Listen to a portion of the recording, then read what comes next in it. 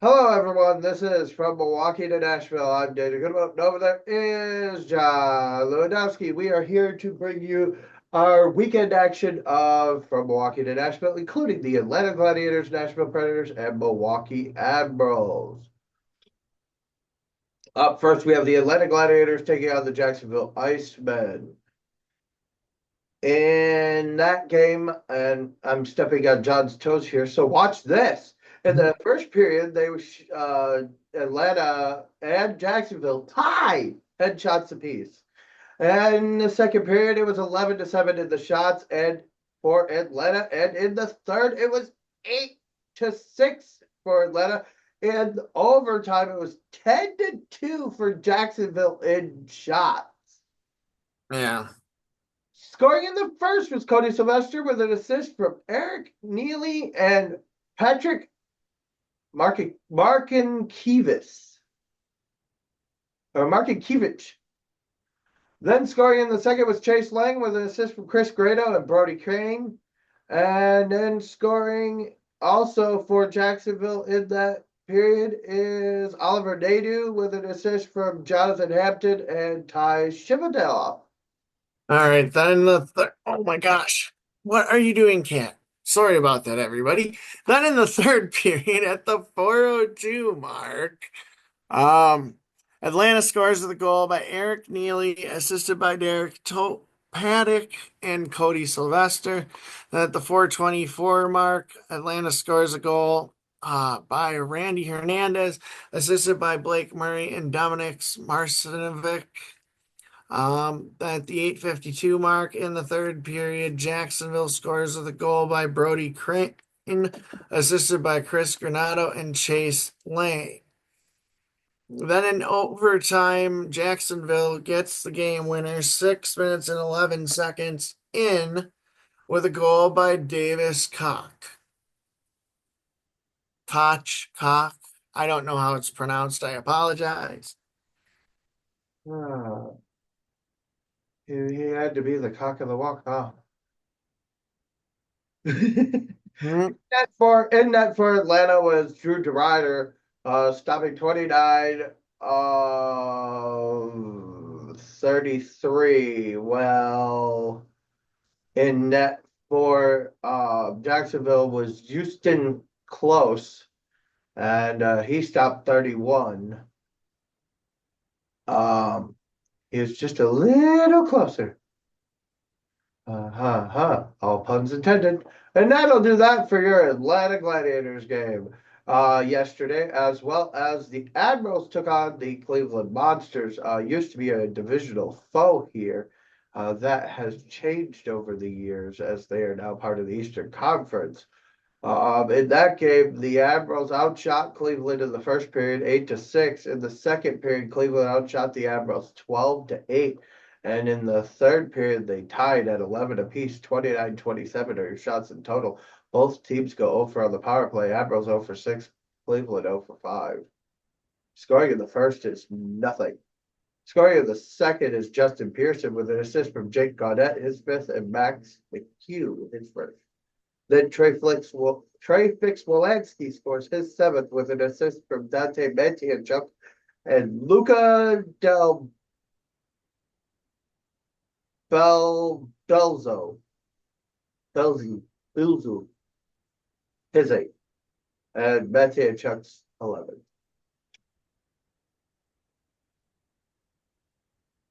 Then in the third, Ollie Julian Bjorkstrand Holmes scores his first with an assist from Luca Del Bilzel and Gavin Brindley.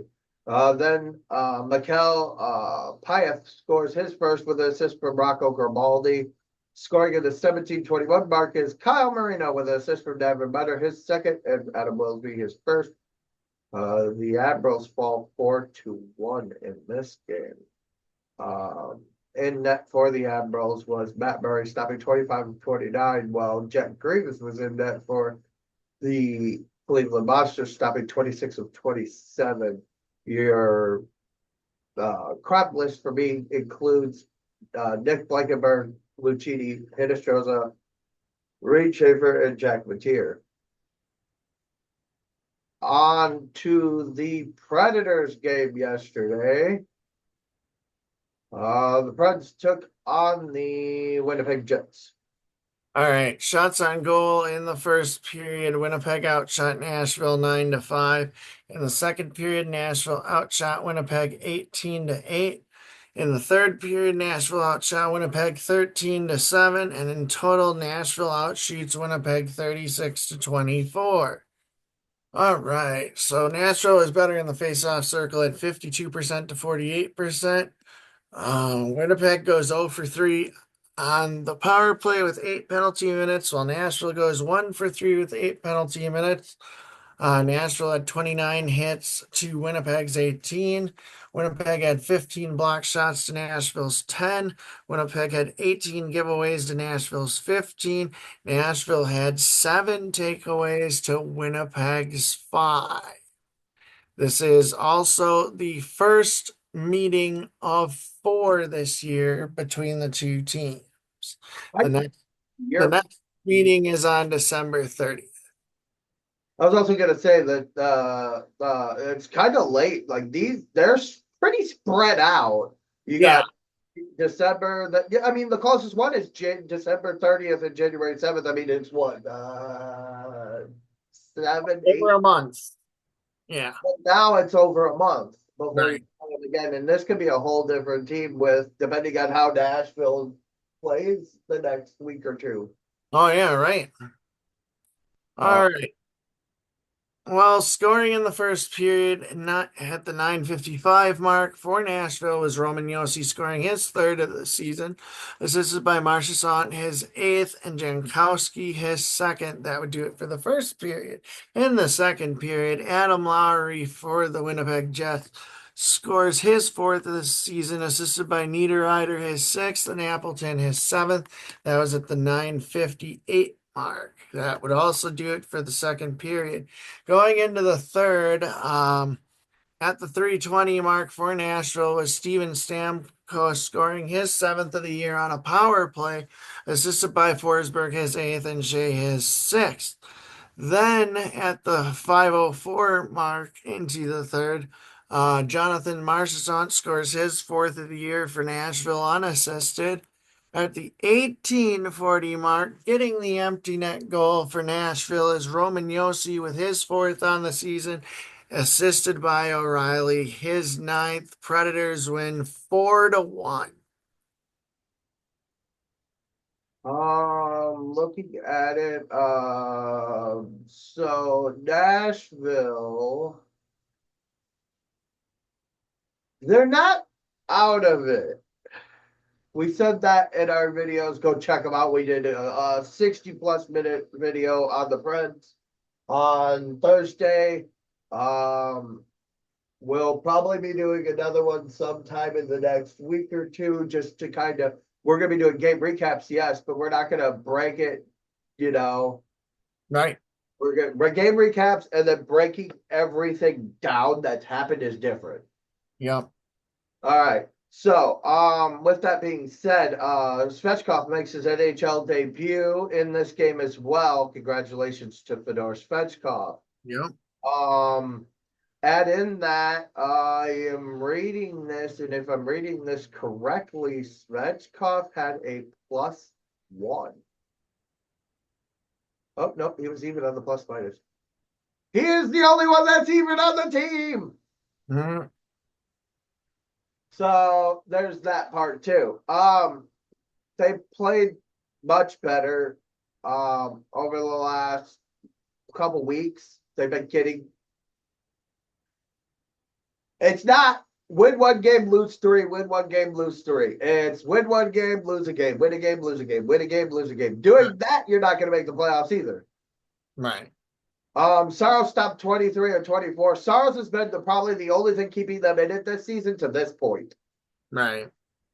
95.8 save percentage, 1 goal allowed on even strength. They got to tone down the giveaways. But if you can force the giveaways and you can still manage the game, you'll be all right. I just think that at this point it is a wait and see approach for Right. me. I know I'm getting a little impatient on it, but it's a wait and see approach. Right. I had one thing I wanted to bring up now. While I missed this part of the game last night, I heard about it on X, and apparently, someone went down for Winnipeg to block a Steven Stamkos shot, and something about like a broken ankle or foot. Okay, I wouldn't know anything of that. Was it a Winnipeg player? Yes, it was a Winnipeg player that got hit by a Stamkos shot. I had read. It might be it has to be. Anyways, I just wanted to wish that player well. Like, you hate to see stuff like that, but it happens in this game. But Physical game. It was either Rasmus Kapari or Sandberg. Both of them have under 10 minutes played, while everyone else has 15 to 20. okay, I don't remember who it was. In net four, Winnipeg was Eric Comrie stopping 20 or 32 or 35 with 3 goals against given up, 2 even streaks, one on the power play. Mike, I said this is a much better showing against the Preds. They win the games they shouldn't and lose the games they shouldn't. Right. So there's that part too. On to our final game of the season. Final game of the season. Final game of our show. Um, that is the Admirals versus Cleveland. That game was at 11 o'clock this morning. I was not ready for that. No, Uh, me either. and neither were the Admirals, as in the first period they were outshot 14-3. In the second period, they outshot Cleveland 8-7, and in the third period, they outshot Cleveland 10-6. Shots total were 33-17. You can do the math there yourself and figure it out. Um, on the power play, the Admirals went 1 for 3, while Cleveland went 1 for 5. Scoring in the first at the 107 mark was Owen Slinger at his 6th of the season with an assist from Rocco Grimaldi, his 14th, and Denton Meteychuk his 12th. Luca Del Belzo Belzu Bells Bellew? Belus Bellew, maybe? Bellows his 7th with an assist from Graven Brindley and Trey-Fix Wolanski. Brindley second, Wolanski's 10th.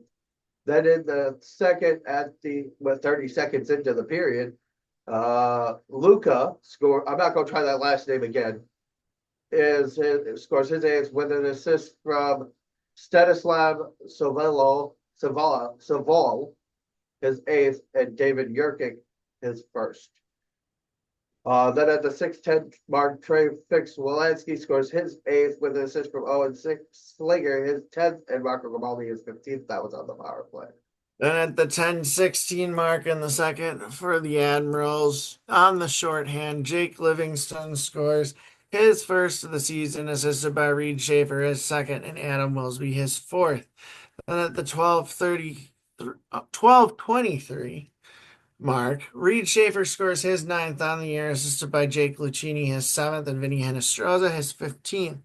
Then at the 13:25 mark for the Admirals, again, Jake Lucchini scores his second, assisted by Reed Schaefer, his third, and Vinny Hinostroza, his 16th. That then takes us to the third period.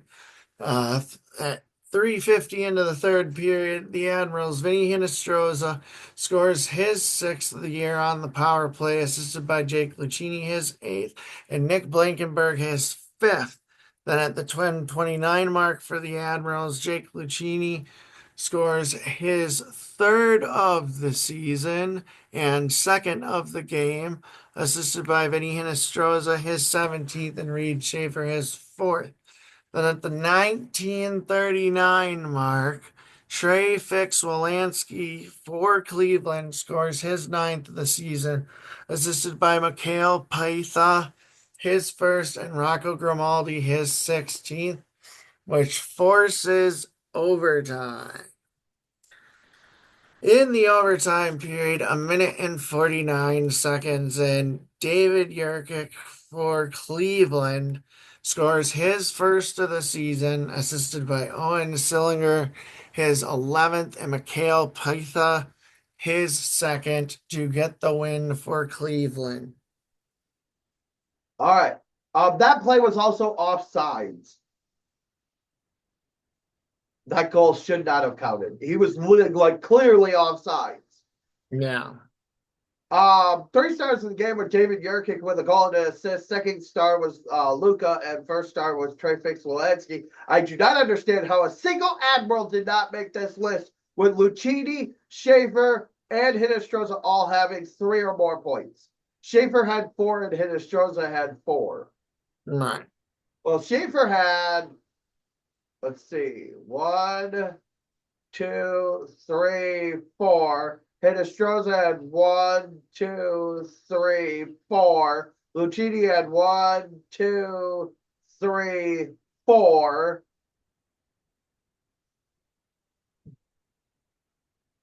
Lucas had 2 goals. That beats 4 assists. Make it make sense. It's not about the guy who plays best. It's about the hometown, huh? Way to be biased, Cleveland. In that was Zach Sawchenko was stopping 12 of 17. Oof, your save percentage was rough. In net for the Admirals was Magnus Corona giving up 6. But like I said, that was offsides. Not a big fan of that. We'll get into the rest of that. By the way, if y'all are ever wondering whatever happened to Mark Letestu, he is assistant coach for the Cleveland Monsters. Didn't know. But the Admirals fall. They do get a point, but they fall to the Cleveland Monsters for the second day in a row. The Admirals are now in second place with the Texas Stars flying back. Now, with that being said, the Admirals are 5-3, 1-1 in their last 10. They do kind of need to pick it up as things are going to start getting a little hectic.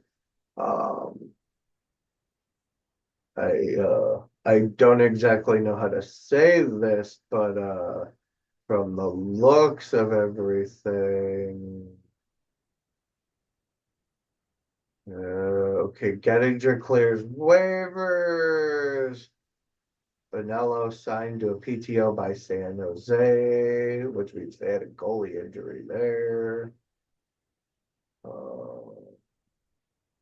Anthony Richard sent back by Philadelphia. Adam Wellesby was returned to the Admirals, as you guys all noticed. Benoit Schmitzman called up. He's played well. He deserves that call up. As the Preds have been slacking, it kind of shows. Yeah. Hang on. Also, I also wanted to mention that. Oh my God! What? The Carolina Panthers just forced overtime versus the Kansas City Chiefs. Uh, There you go. So those of you watching have just saw that. Oh, camera down. yeah, the cat. Anyways, I did want to add that it was Kevin Gravel's 400th AHL game today. And last night, Kyle Marino played his 150th AHL game. Yeah. There you go. Got you covered. But with that being said, we've been very busy. We are returning to our normally scheduling programming tomorrow.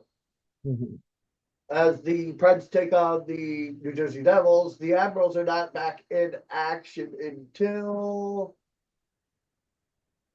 Friday. Yeah. Yeah, Grand Rapids.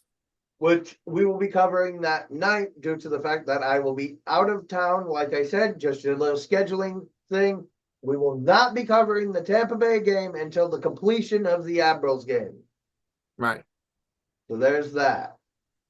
Thank you all for watching. Our show is brought to you by the wonderful folks at Hockey Locker, 2002 West Howard Avenue, Milwaukee, Wisconsin. You can call them at 414-800-7585 or visit their website at hockeylockermilwaukee.com. Thank you all and have a really, really amazing Thanksgiving. Yep.